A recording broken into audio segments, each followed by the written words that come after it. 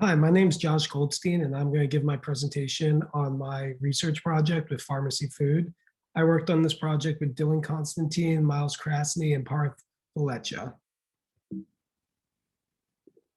So our agenda for the day is going to be our understanding of pharmacy food, the project scope and context, the competitive landscape, research and methodology, smart fridge location placement analyses, recommendations, and then followed by a Q&A. So Farmacy Food is a Detroit-based startup that's looking to provide the community with healthy, organic, and affordable food. The main goal of Farmacy Food was to help provide healthy and affordable food to food deserts in Detroit that might not otherwise be able to get the healthy food at convenient prices. In order to do this, Farmacy Food was leveraging two business models. One was a meal subscription service where you just order your food and it's delivered to you. And the other was smart fridge vending, where they would partner up with other buildings and put smart fridges in them that act like a vending machine, where you put in your credit card and each of the food has a little scanner on it, and the machine will know when it's taken out, and it will charge you according to how much is taken out, as well as allow the company itself to know when it needs to be restocked. When we saw these two business models, we kind of advised that the company was kind of spreading itself thin and that they should focus on one. And we wanted them to focus on the smart fridge vending model because we saw this as a very new idea and a great opportunity for Farmacy Food. So the smart fridge business model we found to be a new and modern concept, like I just said, and we thought it would be a great way for them to differentiate themselves and give themselves a competitive advantage. And one of the first things we saw in the way we thought we could help was to do a pilot in the Ann Arbor market. So we asked for permission to do a little research in Ann Arbor and reach out to some of the buildings on or off campus and see if we can get some, use it as a pilot for one of the fridges. The first thing we did was check out the competitive landscape to get a little more information on just the company and the market. So we found that first we looked at just in general, the health, fast casual food. And two of them on campus were Grab a Green and Beyond Juice. So we saw that there already was some competition on campus, but they weren't doing things the same way. And then we also learned about Fresh East, Seven Greens, and Clean Plates, which all do the delivery model. And then we also found Farmer's Fridge, who does the smart fridge vending model as well. And we, from there, learned a lot about how these companies operate, kind of what areas they like to focus in and like pricing. So some of our primary research, the first thing we wanted to do was kind of learn about the market.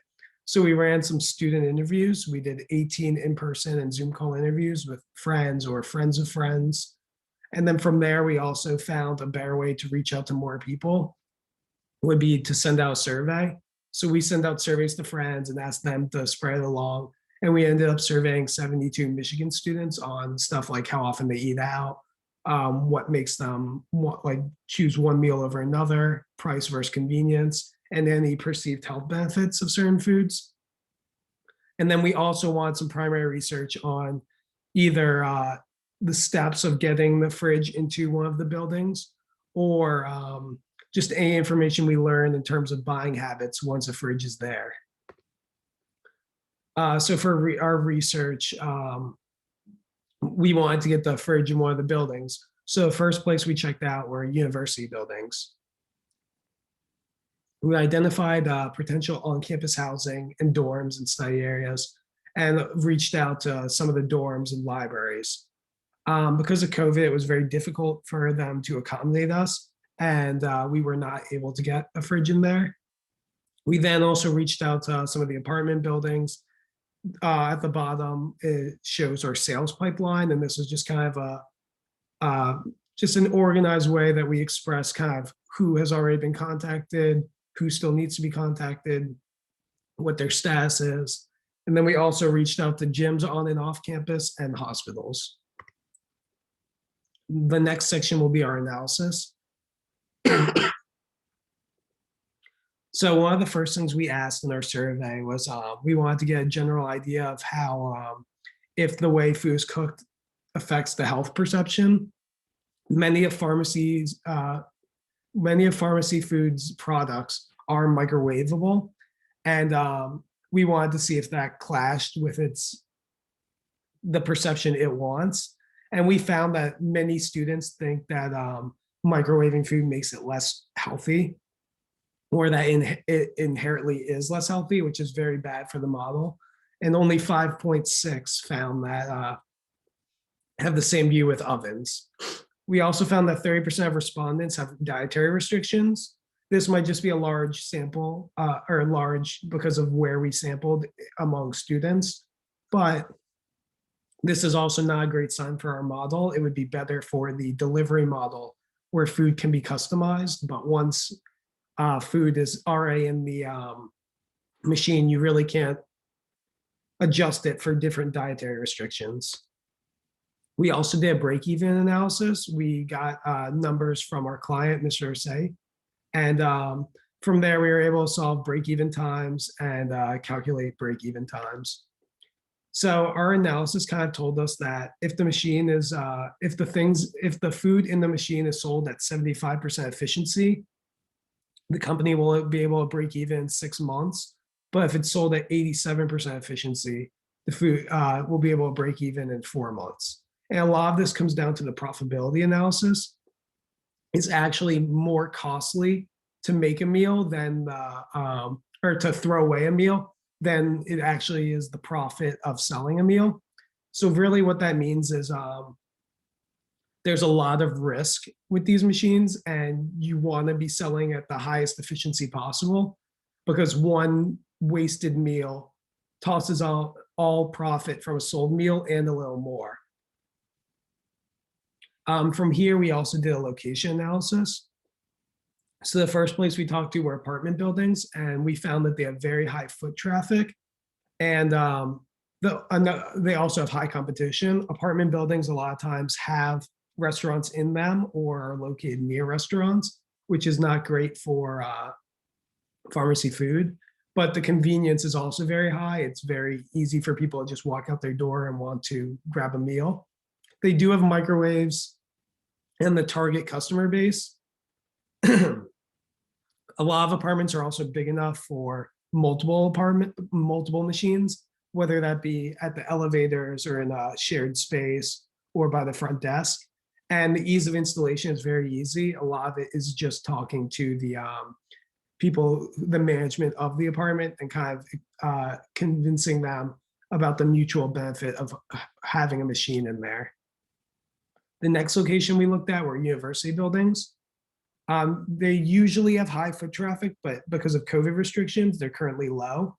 It's also very low competition. There aren't many restaurants inside dorm buildings or inside of libraries, and this would be very helpful for the company. Convenience is also high usually. Students are often at the library or in dorms. Even now with COVID, they're still at their dorms a lot. And it's very convenient for a student to just walk right out of their dorm and go to a vending machine and get a healthy meal. Sometimes they have microwaves. Some of the dorms do, but definitely not the libraries.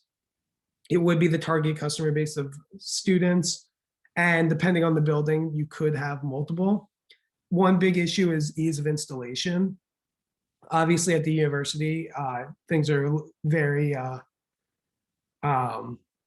bureaucratic, and it would have to go through a lot of people to get the machines installed. And even by the time they're installed, a lot of times Michigan kind of takes a while to respond. So even if it's approved, it might take a while for it to finally get introduced.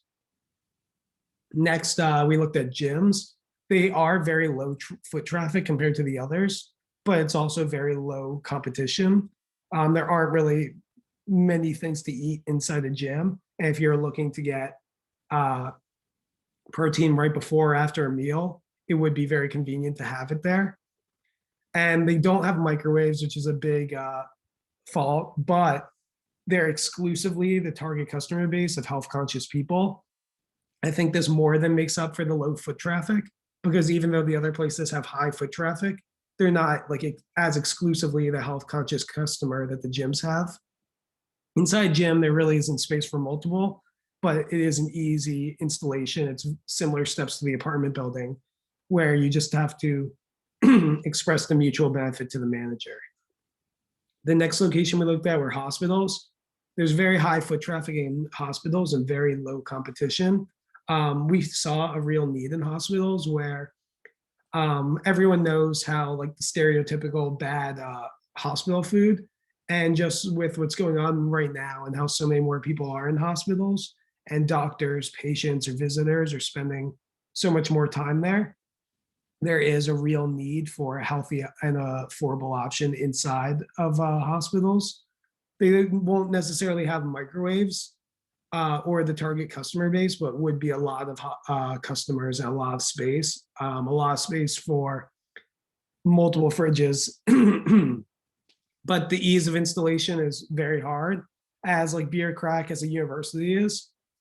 Hospitals are much worse. You have to go through a lot. Sorry, a lot more people and a lot more approvals to get into a hospital than even a university. So then these were our recommendations. We decided the primary target should be hospitals and apartment complexes that don't have restaurants inside them. We chose these because of the high foot traffic and the high convenience for fridges and need. We know that these places have space for multiple fridges with low competition. And because of this, it will allow them to get a strong customer base to start off and hopefully have multiple fridges that will earn them a lot of profits. That way they can start moving into other areas. Our secondary target were gyms. We found this would be ideally when it's high capacity post-COVID. It's very low competition inside a gym, and we have the target customer. And gyms are a very easy and simple sales cycle to follow. Our other recommendation was to increase the price by $1. We found that at least for the student population, more students were willing to pay more than $7.25 for the meal, many of which were even willing to pay $8 or $9. And this $1 would greatly reduce the break-even period.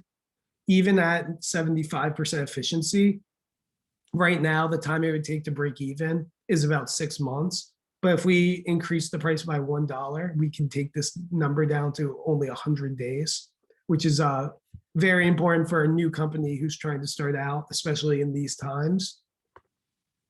And then we just have some recommendations for the smart fridge itself. We know they should be placed in high traffic areas, either the main floor, by an elevator in the shared space, and inside of any security cameras. That way they don't have to worry about paying for any security themselves. It's already covered. And we want the aesthetic to just let the food speak for itself and show off the great product. And we want a large glass pane so you can see all the food you're looking at, and just bright white lights showcasing how good it looks. And that's the end of my presentation. Do we have any questions?